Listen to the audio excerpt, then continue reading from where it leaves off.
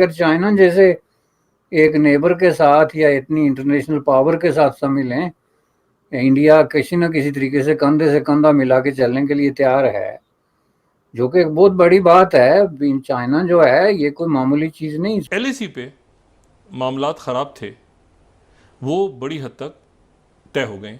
China हार मान गया ना, 2020 में जा रहे हैं। चाइना हार मान गया। दोनों मुल्क जो है वो इस चीज पे एग्री हो गए हैं कि जॉइंट पेट्रोलिंग करेंगे और हम 2020 से की जो सिचुएशन थी उससे प्री जो सिचुएशन थी उस पे हम जाके एक पेट्रोलिंग करेंगे। और दोनों मुल्क अब मिलिट्री डायलॉग भी हुआ और डिप्लोमेटिक डायलॉग भी हुआ। So with the Chinese they are resolving the conflict, with the Pakistan they are managing their conflict.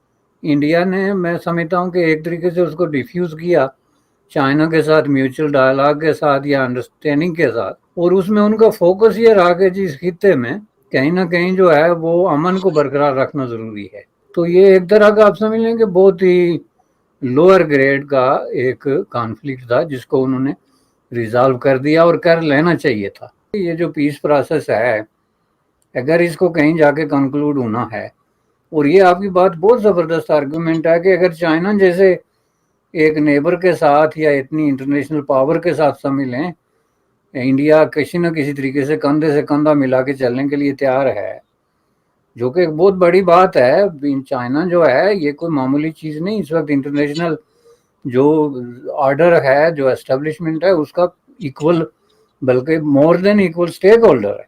बड़े साहब, एक quick question on this. Jaishankar साहब जो पाकिस्तान में थे, आपको लगता है कि इससे हम, कई लोग कह रहे हैं बर्फ पिघली है, कोई कह रहा है कुछ हो रहा है, आपको क्या लगता है, आपकी क्या असेसमेंट है लुकिंग हिस्ट्री? खास तौर पे मैं सुन रहा था डिफरेंट चैम गोइयां के कह रहे हैं कि जी पाकिस्तान और भारत के दरमियान जो पिछले 10 सालों में एक चीज हुई है, और वो है जयशंकर की एक ट्वीट जो पाकिस्तान के बारे में थी कि जनाब बहुत शुक्रिया आपका, मैं आया था और पाकिस्तान ने उनको। ये 10 सालों की तारीख है। आपको लगता है कोई step we are moving for another step, या क्या आपको लगता है कि जयशंकर साहब ने भूल जाना है पाकिस्तान केड़े पास है उससे जाके? नहीं, देखें ना, ये भी वो स्टेटेड पॉलिसी है ना। बीजेपी पहली दफ़ा जब इंतखाबी मंशूर उसने सामने लाया था, तो उसका एक मेन जो हाईलाइट ये था कि हम पाकिस्तान से हमारा कोई लेना देना नहीं, जिसका मतलब ये है कि कोई एंगेजमेंट की पॉलिसी हम इख्तियार नहीं करेंगे।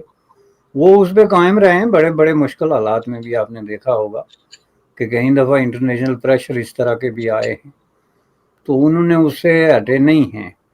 जिसका मतलब ये है कि पाकिस्तान को एक तरफ रख के कम्प्लीटली इग्नोर करके तो अपने लिए इंटरनेशनली जो उनकी नेविगेट करने के रास्ते उन्होंने इख्तियार किए वो उस पर चलते रहे।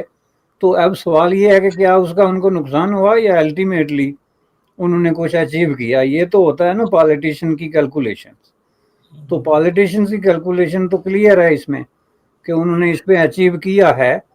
उनकी जो सेकंड स्टेटेड पॉलिसी थी कि हम पाकिस्तान को इंटरनेशनली आइसोलेट करेंगे, और उन्होंने बाकायदा इसको ऐलान करके कहा, ये नहीं कि छुपा के किया। तो इस तरह की चीज़ों में जब आपकी अचीवमेंट इतनी क्लियर हों और आप मामलात को इस तरीके से अपनी गिरफ्त में लेके अपने कंट्रोल में रख के उसको आगे चला सकें, तो फिर आपके लिए आखिरी मैसेज ही समझे ना, आपकी फिर और तरजीह दुनिया में बेशुमार है। फरूक अब्दुल्ला की स्टेटमेंट आई है और उन्होंने कहा है कि हम पाकिस्तान को ये बताना चाहते हैं कि आपने 75 साल कोशिश की हमें साथ में लाने की, आप नहीं मिला सके, हम आपके साथ नहीं जाना चाहते।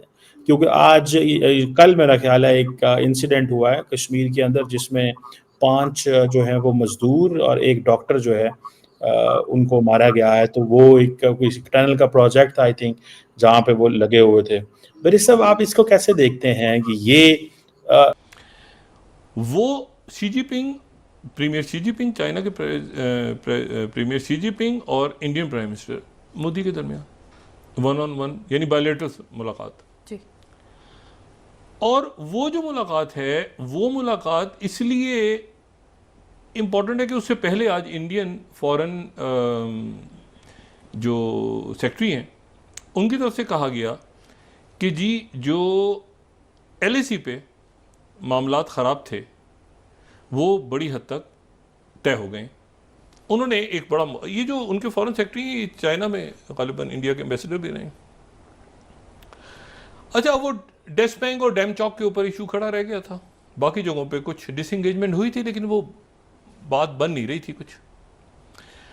उसके बाद जो उनके फॉरेन मिनिस्टर हैं जयशंकर, उन्होंने जो है कुछ देर पहले ये एनडीटीवी से उन्होंने उनकी कुछ समिट हो रही है एनडीटीवी की गालिबन, तो वहाँ पर उन्होंने कहा कि जो ये मामलात हैं, यानी बैक टू ये 28वीं 20 बैक टू 2020 पेट्रोलिंग पे हम जा रहे हैं वापस। देखें ना, ये इंडिया टुडे ने कहा ये 23वीं स्लाइड कि एग्री टू पेट्रोलिंग, अब लेकिन ये एलएससी पे डिसएंगेजमेंट होगी, लीडिंग टू डिसएंगेजमेंट, और यानी बातचीत हुई है दोनों की, शी जिनपिंग की और प्राइम मिनिस्टर मोदी की।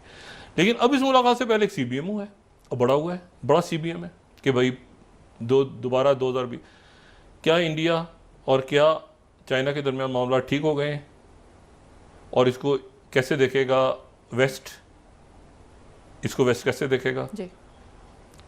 और अगर ईरान के सदर के साथ मुलाकात होती है तो इसको फिर अमेरिका कैसे, इसको कैसे देखेगा। गलवान वैली क्लैश के बाद इंडिया और चाइना के रिलेशन हिस्टोरिक लो पर चले गए थे और बॉर्डर स्टैंड ऑफ स्टार्ट हो चुका था और ये कई सालों तक चला, लेकिन शायद चाइना को ये समझ में आ गया कि चाइना जितना छोटा समझ रहा था भारत को और जितना कमज़ोर समझ रहा था वैसा बिल्कुल भी नहीं है। चाइना को मिरर डिप्लॉयमेंट करके भारत ने कंटिन्यूसली दिखाया और चाइना को ये समझ आ गया कि भारत से डायरेक्ट इतने बड़े लेवल का कॉन्फ्लिक्ट करके उसका कोई भला नहीं होने वाला है, क्योंकि चाइना के जो बहुत सारे ऐप थे वो भी भारत ने बैन कर दिए, जिससे चाइना को काफ़ी इकोनॉमिक लॉस भी हुआ। और जैसे जैसे ब्रिक्स समिट पास आ रहा है, चाइना भी इस चीज़ की महत्व को जानता है कि अगर भारत के साथ अच्छे रिलेशन नहीं हुए या भारत के साथ बॉर्डर स्टैंड ऑफ ख़त्म नहीं हुआ तो ब्रिक्स समिट एक फेलियर बन सकता है, जो सीधे सीधे जो वेस्टर्न कंट्रीज़ हैं उनके पक्ष में चला जाएगा और ये उनको फ़ायदा पहुंचाएगा। इसीलिए चाइना ने और भारत ने बैठकर अपने बॉर्डर कॉन्फ्लिक्ट को ख़त्म कर लिया है और अब डीएस्केलेशन का प्रोसेस स्टार्ट हो चुका है, जिस पर एक्सटर्नल अफेयर मिनिस्टर ने भी बयान दिया भारत के।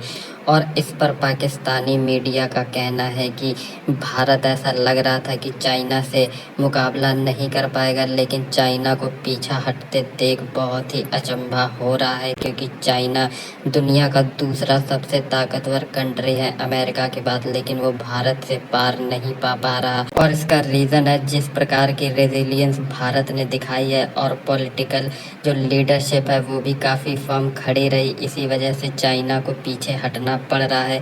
और अब आने वाला ब्रिक्स समिट मेन मीडिया में होगा और पूरी दुनिया में हाईलाइट होगा, जिससे वेस्टर्न कंट्रीज़ को ये भी पता चलेगा कि सिर्फ वेस्टर्न कंट्रीज़ ही नहीं है जो इस पूरी दुनिया में अपनी चला सकती हैं, बल्कि एशियन कंट्रीज़ मिल के भी उस वेस्टर्न हेजेमनी को काउंटर कर सकती हैं। और आने वाले समय में जब ब्रिक्स समिट कंक्लूड होगा तो वेस्टर्न कंट्रीज़ का जो रिएक्शन होगा वो देखने लायक होगा।